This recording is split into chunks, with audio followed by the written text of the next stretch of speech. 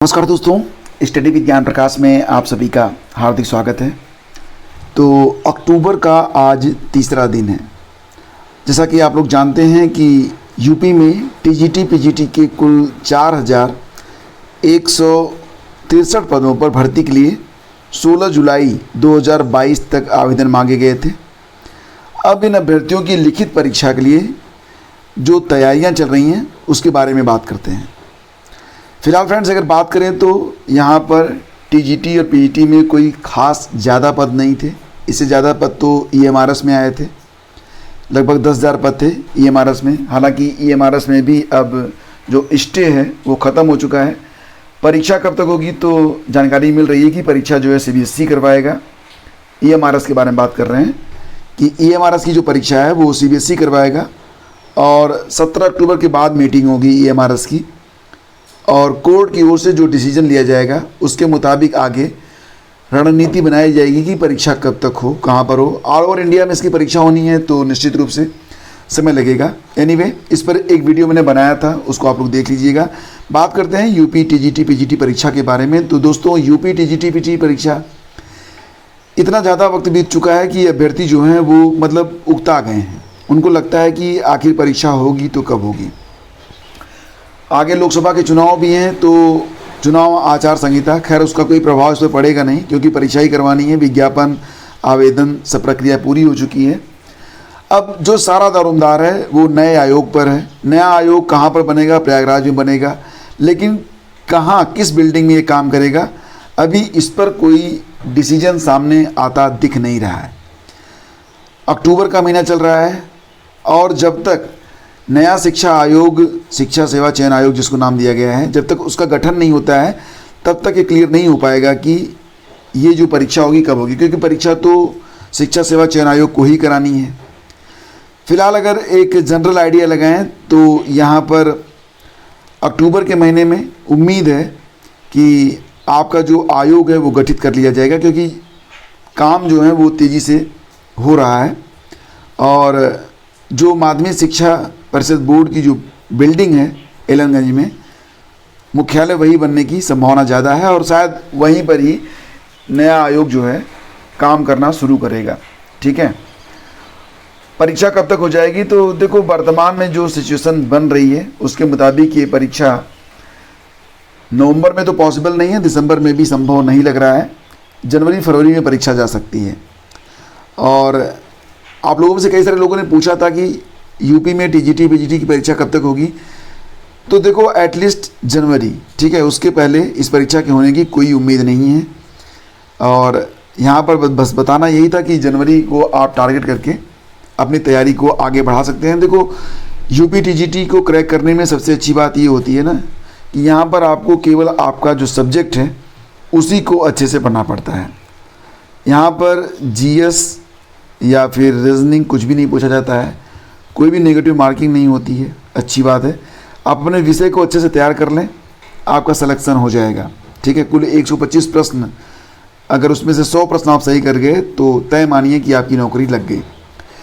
UGC net के लिए भी आवेदन शुरू हो चुके हैं। मैंने आप लोगों से बताया था कि 28 अक्टूबर लास्ट डेट है, हालांकि 30 सितंबर से ही फार्म जो है वो शुरू हो चुके हैं। तो यहाँ पर जो जीआरएफ की एज लिमिट होती है, ठीक है, जीआरएफ जूनियर रिसर्च फेलोशिप 3 साल के बाद यह एसआरएफ में बदल जाता है। इसमें जीआरएफ में लगभग मान के चलिए कि 35,000 रुपये पर मंथ आपको मिलता है स्कॉलरशिप, और जब आप एसआरएफ में आ जाते हैं तो ये लगभग 50,000 के आसपास हो जाता है। ठीक है, 50,000 पर मंथ आपको 2 साल तक एसआरएफ मिलता है। सारी सुविधाएं आपको मिलती हैं। बीच बीच में आपको कुछ अतिरिक्त लगभग 2-3 लाख रुपए अतिरिक्त भी मिलते हैं, किताब के लिए, पर्यटन के लिए, शोध कार्यों के लिए। तो एक शानदार, मतलब आपका 5 साल जो है ना बहुत शानदार तरीके से बीतता है। और अगर आप पीएचडी कर लेते हैं तो निश्चित रूप से किसी प्रतिष्ठित विश्वविद्यालय में आपकी जॉब भी लग जाती है। खैर, जीआरएफ अगर आपका नहीं भी हो पाता है, अगर आप केवल नेट क्वालिफाई कर लें तो नेट के आधार पर भी आप, जो होता है ना आपका असिस्टेंट प्रोफेसर, इसकी भी सैलरी बहुत शानदार होती है, इसमें भी आप पार्टिसिपेट कर पाएंगे। डायरेक्ट जो परीक्षाएं होती हैं या फिर कई जगह पर एडहॉक पर भी आप काम कर सकते हैं। एडहॉक पर भी आपको अच्छी खासी सैलरी मिलती है। ठीक है, तो दोनों ही स्थिति में कंडीशन यही होती है कि अगर आप जनरल कैंडिडेट हैं तो 55% के साथ आपका पीजी हो। अगर आप फीमेल हैं, जनरल फीमेल भी हो तब भी चलेगा। फीमेल हैं, एससी हैं, एसटी हैं, ओबीसी हैं या फिर ट्रांसजेंडर हैं तो 50% होना चाहिए पीजी में, फिर आपका काम हो जाएगा। ठीक है। एज लिमिट के बारे में और बाकी जानकारी की परीक्षा कैसे होती है और कैसे आप तैयारी करेंगे और भी बहुत सारी जानकारियाँ मैंने एक वीडियो के माध्यम से आपको उपलब्ध कराई थी। वीडियो का लिंक डिस्क्रिप्शन में मैं आपको दे रहा हूँ, जाके देख लो और आवेदन कर दो अगर आवेदन नहीं किया है। ये बहुत काम की चीज़ है क्योंकि वैकेंसी जो हैं वो यूपी, टीजीटी, पीजीटी और प्राइमरी शिक्षक भर्ती के लिए नहीं होती हैं। कभी कभी मैंने ये भी देखा है कि लोग नेट क्वालिफाई करके टीजीटी, पीजीटी से पहले नौकरी पा जाते हैं क्योंकि इसमें वैकेंसीज ऑल ओवर इंडिया से आती है ना। बिहार एसटीटी का आज जो है रिजल्ट आने वाला है, तो रिजल्ट जो है ये 2:30 बजे के आसपास जारी होगा। तो चलो सभी को बेस्ट ऑफ लक जो लोग इस परीक्षा में शामिल हुए थे। बाकी बात करते हैं जब रिजल्ट आ जाएगा उसके बाद। हाँ, रिजल्ट का लिंक वीडियो के डिस्क्रिप्शन में मैं डाल रहा हूँ, आप उस पर क्लिक करके चेक कर सकते हैं कि रिजल्ट जो है वो आया कि नहीं आया। मतलब वीडियो अगर आप सुबह देख रहे हैं तो कोई बात नहीं, 2:30 बजे के बाद आप लिंक पर क्लिक कर सकते हैं, उसके पहले भी कर सकते हैं, कोई बाध्यता नहीं की है। फिलहाल यहाँ पर बात करेंगे कि नई शिक्षक भर्ती का विज्ञापन जारी कराने की मांग को लेकर प्रदर्शन। तो ये तस्वीर आप यहाँ पर देख सकते हैं। ठीक है। तो पत्थर गिरजाघर के पास डीएलएड पास जो अभ्यर्थी हैं, खैर बीएड तो प्राइमरी से बाहर ही हो चुका है तो बीएड वाले इसमें शामिल नहीं हुए हैं। डीएलएड वाले जो अभ्यर्थी हैं वो मांग कर रहे हैं कि क्योंकि सरकार ने 69,000 शिक्षक भर्ती के समय जब मामला कोर्ट में था तो सरकार ने कहा था कि उनके पास 51,000 रिक्त सीटें और भी हैं, उसमें वो शिक्षा मित्रों को अवसर देंगे। तो ऐसी कुछ बात कही गई थी। तो 51,000 जो पद हैं उस पर कोई भी प्रक्रिया आगे बढ़ी नहीं। तो यहाँ पर जो अभ्यर्थी हैं वो लगभग पिछले 4 सालों से यूपी में शिक्षक भर्ती का इंतज़ार कर रहे हैं। अब इसको लेकर नई शिक्षक भर्ती के लिए जो विज्ञापन है उसको जारी कराने के लिए जो अभ्यर्थी हैं वो प्रदर्शन कर रहे हैं और यहाँ पर उन्होंने अपनी मांग रखी है कि जो विज्ञापन है वो जल्द से जल्द जारी किया जाए और लोकसभा का जो चुनाव है, चुनाव आचार संहिता लागू होने से पहले उत्तर प्रदेश में लगभग 6 लाख जो रिक्त पद हैं उन पदों को भरा जाना चाहिए। तो इसको लेकर जो है राष्ट्रपति और मुख्यमंत्री को संबोधित ज्ञापन जो है वो जिला प्रशासन को भेजा गया है और अभ्यर्थी जो हैं वो मतलब यहाँ पर काफ़ी प्रयास हो रहा है अभ्यर्थियों के स्तर से। अभ्यर्थी तो बिल्कुल चाह रहे हैं कि वैकेंसी आए, लेकिन सरकार फ़िलहाल उनका जो आंकड़ा है वो ये कह रहा है कि हमारे यहाँ छात्र शिक्षक का जो रेशियो है वो बराबर है। अभी सरकार की ओर से कोई संकेत मिल नहीं रहा है नई शिक्षक भर्ती के बारे में।